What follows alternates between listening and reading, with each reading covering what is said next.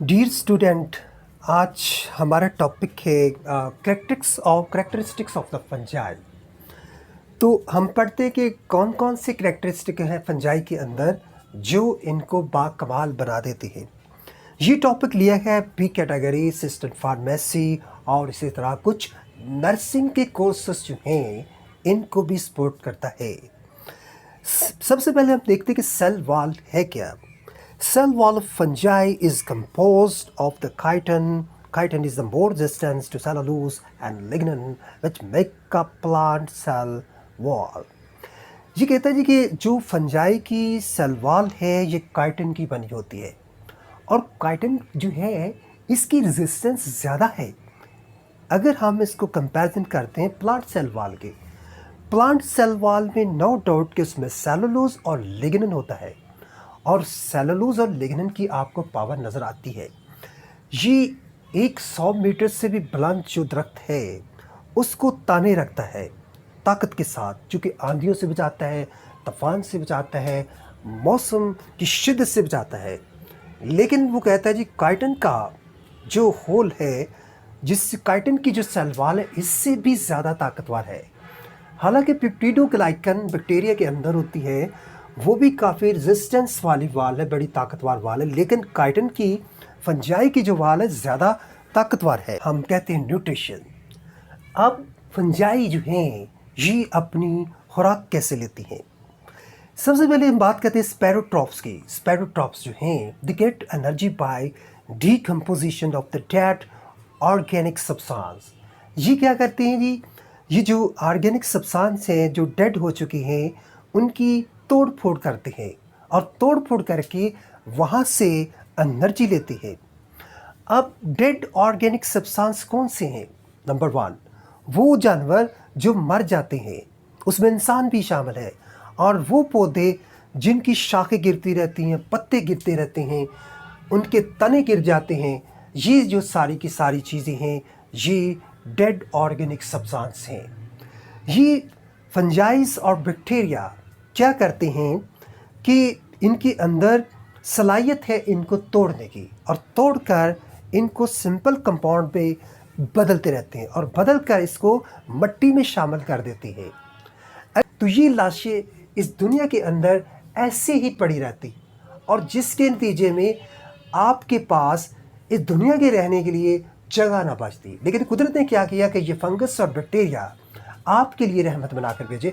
ये क्या करते हैं, इनके जो बड़े बड़े डिब्रस ऑर्गेनिक कंपाउंड्स हैं इनको तोड़कर ज़मीन की ज़रखेज़ी में इजाफा करते हैं और इनको हम कहते हैं स्पैरोट्रॉप्स। स्पैरोट्रॉप्स की सबसे बड़ी खूबी है कि ये हाइड्रोलाइटिक एक्सो एंजाइम रिलीज करते हैं। हाइड्रोलाइटिक का मतलब चूँकि जो ऑर्गेनिक सब्सटेंस होते हैं ये कार्बन और हाइड्रोजन इनका इम्पॉर्टेंट कंपाउंड है, साथ नाइट्रोजन। लेकिन ये क्या करते हैं जी, एक्सो एंजाइम मतलब वो एंजाइम जो ये बाहर की तरफ रिलीज़ करते हैं, एंडो एंजाइम जो अंदर की तरफ रिलीज़ करते हैं। तो एक्सो एंजाइम रिलीज़ करने के बाद ये जो सब्सटेंस है उसको डाइजेस्ट करते हैं। उसके डाइजेस्ट करने के बाद उससे कुछ सोलबल प्रोडक्ट निकलती हैं, मतलब उसमें से कोई फ्लूइड निकलता है, इसे ये सूख कर लेते हैं, मतलब जज़ब कर लेते हैं। जज़ब करने के बाद मज़ीद इसके अंदर अपनी बॉडी के अंदर ले जाती हैं ये फंगस और ले जाकर वहाँ पर कीमो ऑर्गेनो हेट्रोट्रॉप्स का प्रोसेस करती हैं। कीमो का मतलब केमिकली उनको तोड़ना, ऑर्गेनो ऑर्गेनिक कंपाउंड्स को, हेट्रोट्रॉप्स मतलब दूसरों से गुज़ा लेना। तो use organic compound as a source of the carbon, electron and energy, और उसको तोड़ने के बाद वहाँ से कंपाउंड जैसे ही टूटता है तो वो उसमें से कार्बन एटम पैदा हो जाता है जिसको ये एनर्जी के तौर पर इस्तेमाल करते हैं, और इलेक्ट्रॉन को भी, और इसके साथ साथ इनके अंदर एटीपी एनर्जी भी इसी तरीके से पैदा होती है। अब नंबर 2, कुछ फंगस पैरासाइट्स हैं। पैरासाइट्स क्या होते हैं? पैरासाइट्स वो होते हैं जो किसी जिंदा जानदार पर रहते हैं। ऊपर थे स्पैरोट्रॉप्स जो मुर्दा जानदारों के ऊपर रहते थे, पैरासाइट्स जिंदा जानदारों पर रहते हैं। पैरासाइट्स की 2 इकसाम हैं। Number 1 obligate parasite, number 2 facultative parasite. अब हम देखते हैं कि ऑब्लिगेट पैरासाइट्स क्या है। Obligate parasites They can grow only on the host cell through special hyphae tips called Astoria. Obligate parasites वो पैरासाइट हैं जो कि सिर्फ और सिर्फ हाउस सेल के अंदर ही ग्रो कर सकते हैं। हाउस सेल के बाहर जाएंगे तो इनकी मौत हो जाती है, क्योंकि इनका सेल स्ट्रक्चर कंप्लीट नहीं होता। इनको किसी हाउस सेल के पर ही सारा डिपेंडेंसी करना पड़ती है। इनको अपने लाइफ साइकिल को कंप्लीट करने के लिए, इनको अपने न्यूट्रिशन के लिए, इनको अपने रहायश के लिए हाउस पर ही सारा डिपेंडेंसी करना पड़ती है। इसके बगैर इनकी मौत हो जाती है। लेकिन फैकल्टेटिव ये दूसरी किस्म है पैरासाइट्स की। फैकल्टेटिव नो डाउट ये जिंदा जानदारों के ऊपर भी रहते हैं, मतलब ये वो पैरासाइट हैं जो जानदारों के ऊपर भी रहते हैं, लेकिन अगर इनको मुकाबलतन कोई मीडियम मिल जाए जिसके अंदर वही खुराक और फूड मौजूद हो, तो ये वहाँ पर भी सर्वाइव कर सकते हैं, इजीली सर्वाइव कर जाते हैं। जैसे कि इसकी सबसे बड़ी मिसाल है सिम्बियोट्स। सिम्बियोट्स क्या कहते हैं कि जिसमें दो ऑर्गेनिज्म आपस में मिलकर एक दूसरे को म्यूचुअल बेनिफिट दे, इसे हम सिम्बियोट्स कहते हैं। इसकी सबसे बड़ी मिसाल है lichen. Lichen it is symbiotic association between fungus and algae। algae और फंगस आपस में मिलकर एक ग्रुप बनाते हैं जिसे हम लाइकन कहते हैं।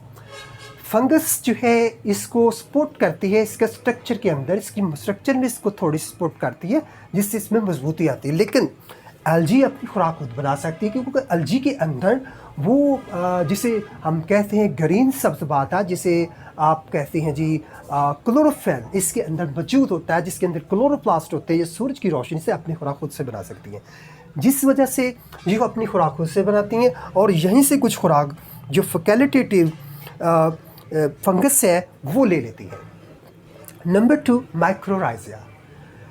माइक्रो का मतलब होता है फंगस ही है, और राइजिया का मतलब राइजाइड्स। राइजाइड्स कहाँ होते हैं? पौधों की जड़ों के अंदर। पौधों की जड़ों में छोटे छोटे बाल होते हैं, इनको राइजाइड्स कहते हैं। तो ये माइक्रोराइजिया वहाँ पर रहती है। ये क्या करती है जी, वहाँ पे जो वस्कुलर प्लांट हैं, जितने भी पौधे हैं, उनकी जड़ों में मौजूद होती है, और जड़ों पर ना सिर्फ रहायश रखती है बल्कि वहाँ से अपनी फूड लेती है, उसकी जड़ों को डिके करके, और इसके साथ साथ वहाँ पर अपनी फर्मेंटेशन से जो प्लांट है उनके लिए नाइट्रेट और नाइट्राइट्स के कंपाउंड बना रहे होते हैं। ये नाइट्रेट की आपने खादों का भी नाम सुना होगा। तो ये नेचुरल खाद उसके प्लांट के नीचे बनाती हैं, जिससे प्लांट सर्वाइव कर सकते हैं, अपनी अच्छी सेहत को बरकरार रख सकते हैं। तो ये एक गुड सिम्बियोटिक एग्जाम्पल है। अब ये देखते हैं जी कि दुनिया में किसी भी जानदार को ज़िंदा रहने के लिए सांस लेना पड़ता है, तो फंगस कैसे सांस लेती हैं? तो देखते हैं कि फंगस कैसे सांस लेती हैं। Fungi usually are aerobic. ज़्यादातर फंजाइज जो हैं ये एरोबिक होती हैं। एरोबिक का मतलब जो हवा से सांस ले। तो दोस्तों रेस्पिरेशन बहुत ज़रूरी है ज़िंदा रहने के लिए। रेस्पिरेशन फंजाई के अंदर एरोबिक रेस्पिरेशन होता है, और some yeast however are facultative and aerobic and can obtain energy by fermentation such as in production of ethyl alcohol from glucose। लेकिन कुछ फंजाई जो हैं वो ऑक्सीजन के बगैर भी सांस ले सकती हैं। वो फर्मेंटेशन से फूड को तोड़ती हैं और उसी से अपना सांस और खुराक बनाती है। Such as production of ethyl alcohol, जैसे कि ग्लूकोज को तोड़कर एथाइल अल्कोहल कुछ फंगस बनाती है। Obligatory anaerobic fungi are found in rumen of the cattle। कि ऐसी कुछ फंजाई जो सिर्फ और सिर्फ कैटल फैमिली जो है, जैसे गाय, भैंस, घोड़ा, इनके स्टोमक में रहती फंजाई। ये फंजाई जब ये जानवर कोई चारा वगैरह खाता है, तो चारा खाने के बाद ये चारा उसके स्टोमक में जाता है, और वहाँ पर जो फंजाई है उस पर फर्मेंटेशन करती है।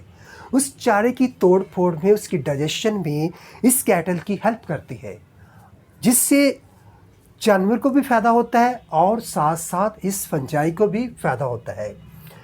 ये रूमन स्टोमक जो है, जितनी भी ग्रेजिंग फैमिली है जो कि घास पे चरती है और उसके साथ साथ जुगाली करती हैं, इन सब के अंदर रूमन फैमिली के अंदर ये जो एनारोबिक रेस्पिरेशन वाली फंगस मौजूद होती है, जिसमें फैकल्टेटिव भी ऑब्लिगेटरी भी है और फैकल्टेटिवली भी है। अब हम बात करते हैं रिप्रोडक्शन की। दोस्तों, डियर स्टूडेंट, अपने सर्वाइवल के लिए रिप्रोडक्शन बहुत ही ज़रूरी है। और अब देखते हैं कि रिप्रोडक्शन जो है कितनी किस्म की। Number 1 is sexual reproduction. Number 2 sexual reproduction. ये जो है, इसमें जो बडिंग है ये एसेक्सुअल रिप्रोडक्शन है। इसमें मतलब मेल और फीमेल का कोई वजूद नहीं होता।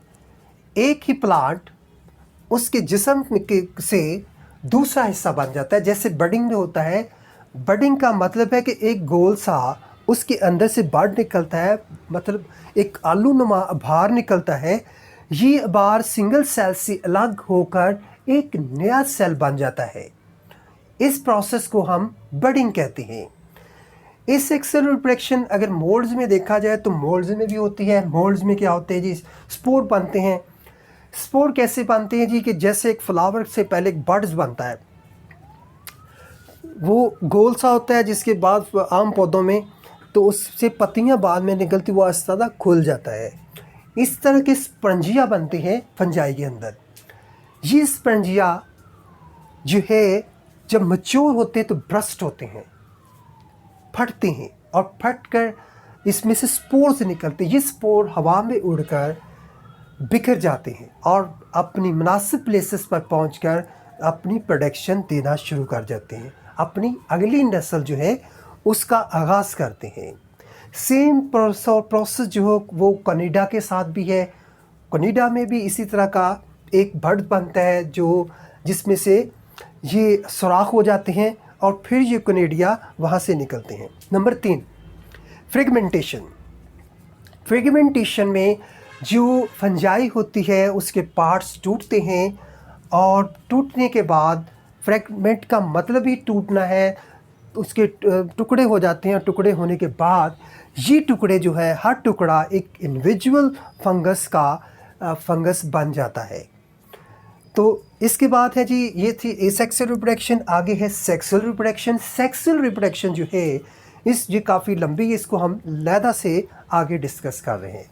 तो बहुत शुक्रिया जी आपका। Thank you too much.